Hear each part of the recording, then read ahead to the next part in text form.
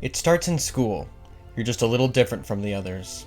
Sometimes you're shy and a bit frail, or maybe you're too precocious, too handsome, an athlete in love with yourself. Then you start to have erotic dreams about another boy, like yourself, and you get to know him, and you try to be his friend, and if he's sufficiently ambivalent and you're sufficiently aggressive, you'll have a wonderful time experimenting with each other.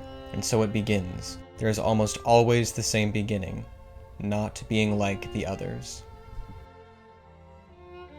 This is a passage from Gore Vidal's The City in the Pillar, a landmark queer novel originally published in 1948. Its purpose? To introduce readers to queer life in the 1940s and to show them that we're here, we're queer, and we exist everywhere. This passage, taken out of context, can potentially provide a more positive representation of homosexuality, but the storytelling, themes, and characters give us a much more insidious look as to how Vidal views queer people as well as his own homosexuality.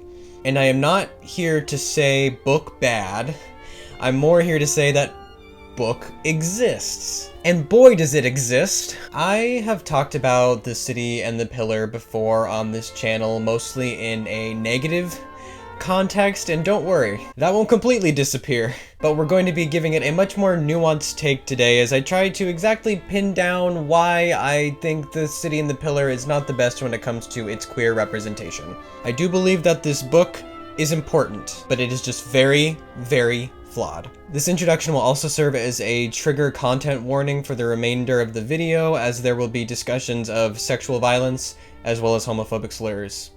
Viewer discretion is advised.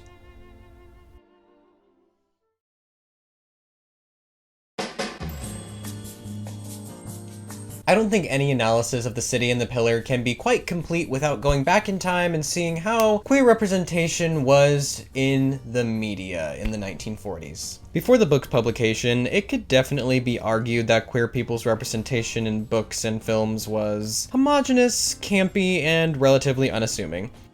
They were usually there for a punchline, or to be set dressing, or contrast the more masculine hero's masculinity to show that there's a clear choice and a potential love triangle. These portrayals were, let's say, harmless, and they definitely paved the way for more queer, let's say, tolerance. As an emerging art form, films especially helped introduce audiences to queer people and what they looked like and how they acted, even if they weren't accurate. The grip that movies had on the public at large was relatively unbroken, and even if there was a more sympathetic portrayal of a queer person, which was rare at the time. The fact of the matter was, sophisticates of the 30s and 40s didn't want nuanced or sympathetic portrayals of groups they deemed inferior or subversive. This was an era where media was highly sanitized, and filmic pulp culture was dictated by the Hays Code, a system in place to preserve the decency of society. Anyone deemed morally unfit to live in society had to be punished, or the work was deemed unsuitable to release. This did not see a total erasure of queer people in art, but more so like a one-size-fits-all representation where it was very, very clear that queer people were not there to circumvent any of society's mores. The queer people were not a threat. So the censorship of this era was, yes, very telling, but also much more provocative. If you could not see the thing, then the thing was whatever you made it up to be in your mind. And that made it so much more tantalizing. Being able to fill in those gaps was one of the more positive things that I can think of that came from the Hays Code, and it just let people's imaginations just run wild. But oh, to imagine a world where homosexuals run around freely, living lives together. Only in fiction, baby. And that is where Gore Vidal comes into our story.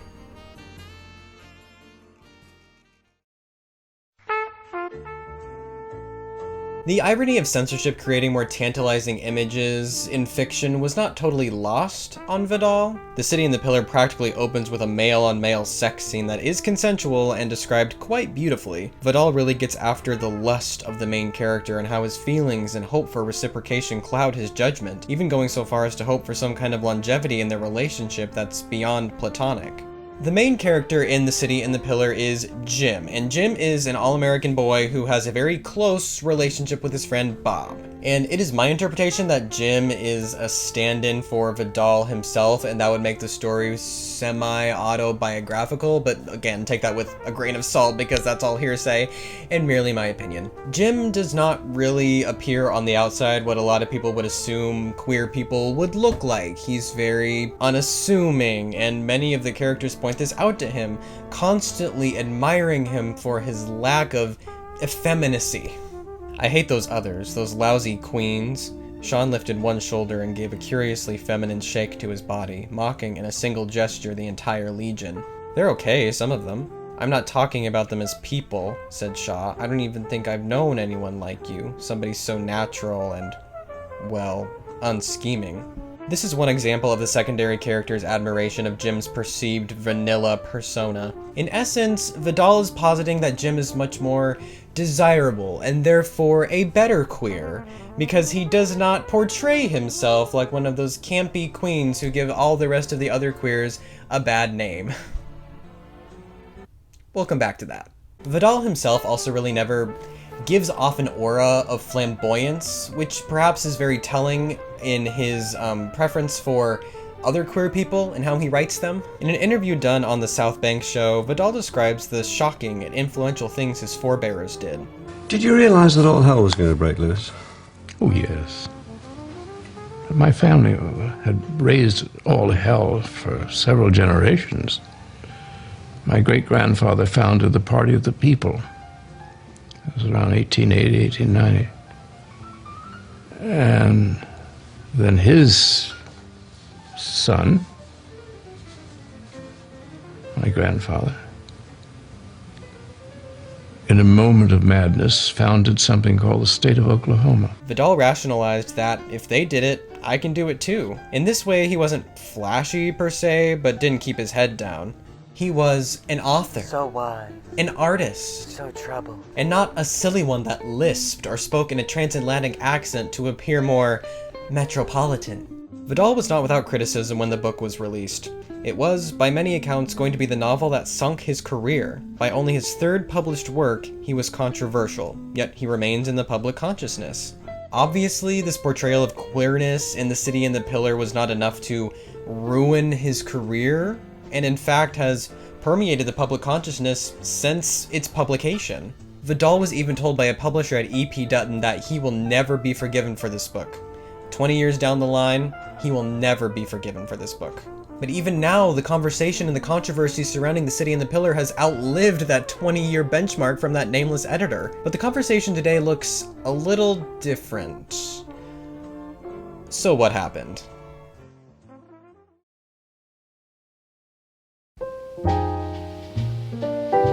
So, The City and the Pillar was written with the intent to portray specifically homosexual men as regular guys, as all-American boys. Vidal, inspired by the men that he had met in the army, was keen to accurately put pen to paper as to what queer life was actually like, and that it existed everywhere. In City and the Pillar, Jim goes places like the army, to New York, and to Hollywood, and he sees that there are queer people all over the map, and they are just all existing together, everywhere. But Vidal also goes out of his way to say that these men are depressed and sad in demeanor. And as stated earlier, Jim's desirability mostly comes from the fact that he lacks any kind of effeminate gestures and has a very go-with-the-flow attitude.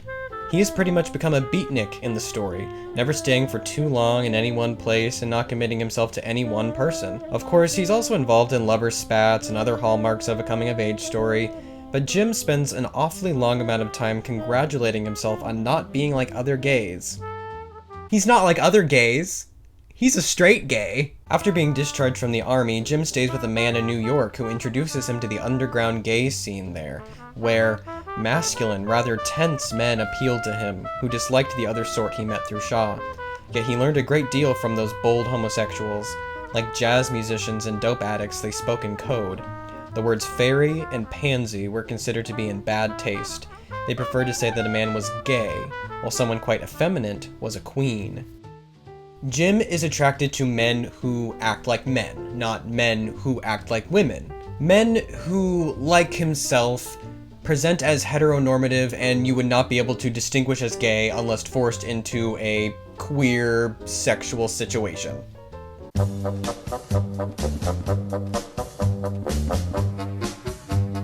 Is he attracted to them because they remind him of Bob? Sure, but does he still position himself as above these men simply because he seems to understand himself more?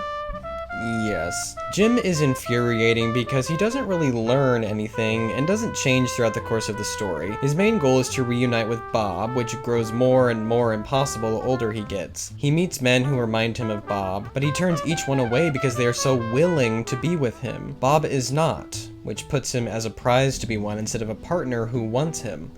This gives me an ick, which is hard to shake, but drives us home to the end of the story. After years apart, Jim visits its hometown to discover that Bob has settled down and married his high school sweetheart. Distressed, Jim contrives a situation where he winds up in the same bed as Bob, sexually assaults him, and ultimately kills him after Bob refuses his advances.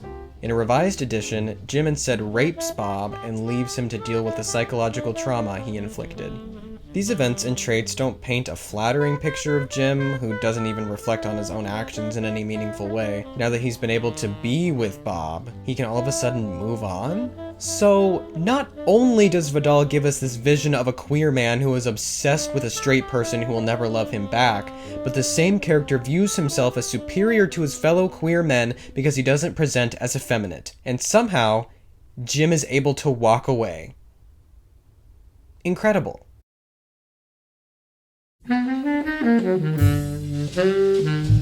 The City in the Pillar is a landmark of queer literature, but it emphasizes and demonstrates stereotypes that would become problematic down the road. The sexual deviancy shown in the novel would persist in the public consciousness, leading to people believing queer folk would corrupt the youth, lead them down a path of destruction and debauchery. And looking at the issue through the very narrow lens of this book, I can see why. Vidal shows us a world where gay men are deeply unhappy with themselves and the state of things, which isn't an invalid way to look through queer issues in the 1940s. There was a lot to be angry about, for sure, so the unabashed, naked look at homosexuality being a part of natural life was welcome. However, the depiction of homosexuals as jealous, perverted, and aggressive was transgressive in the grand scheme of things. Vidal wrote the character of Jim as a subversion of what the typical American citizen would perceive a gay person to be. Instead of a colorful, flamboyant person who might lisp or work in fashion or the movies, Jim is a guy's guy who fits in and is physically fit and dexterous. This is admirable. Until we peel back a layer and see that Vidal's good intentions destroy a major part of queer culture, that effeminacy is still just as valid as more masculine representation. I think the true reason I dislike this book is that it positions campy gay people as giving all queer people a bad rap, because they are the most outspoken, the most noticeable. They are the ones who are creating a negative stigma around all queer people. The ones who are more masculine simply have to put up with it, or hide away part of themselves because they don't wish to be lumped into the greater package, so as not to be discriminated against. They are not like them, and shouldn't be recognized as such. This message is insidious because even in straight culture, what is considered normal is relative. There is no true normal, no right way to be straight or queer. So Vidal's ennui about a flamboyance ruining it for everyone is quite frankly disgusting. I present myself as more flamboyant than others around me, but that doesn't mean that my way of expressing myself is more valid or invalid than somebody else's. We've come a long way for queer representation, not only in media, but in society. Queerness is no longer looked as a person's sole defining trait. Instead, it is merely a part of someone's personality, a springboard for conversation and something that informs their view on life. Our own circumstances bring us to be who we are, and those experiences cannot be discounted. Whether you present as more masculine or rock a crop top and makeup on the daily, your brand is integral into making the queer community what it is, and what it has always been. You are not like the others around you, and this is something to be celebrated, not something to be ambivalent about. Your power lies within your uniqueness, so seize it. No one else can do that for you. Vidal was accurate in his statement, though, that there is almost always the same beginning, not being like the others. So don't be like Jim and determine your worth based solely on how well you slip into greater society. Be like yourself. and add your own spice to life. You are the only you that there will ever be, so make yourself whatever you will.